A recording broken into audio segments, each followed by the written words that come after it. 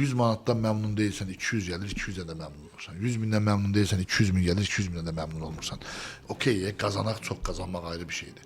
Amma mövcuda sahib çıxaraq qazana bilərsən. Təkid mən yaxşı pul qazanmağın sirri nədir? Allah'a dayan, saya sarıl, hikmətə ram ol. Budur çıxar yol, yoxdur başqa yol.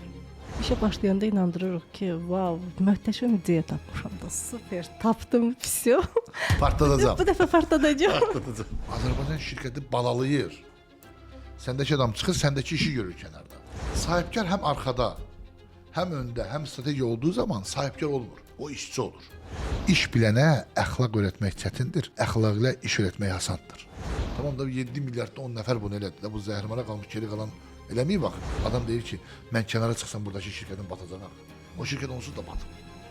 Sən kənara çıxanda şirkətin çalışmırsa, o şirkət batıb.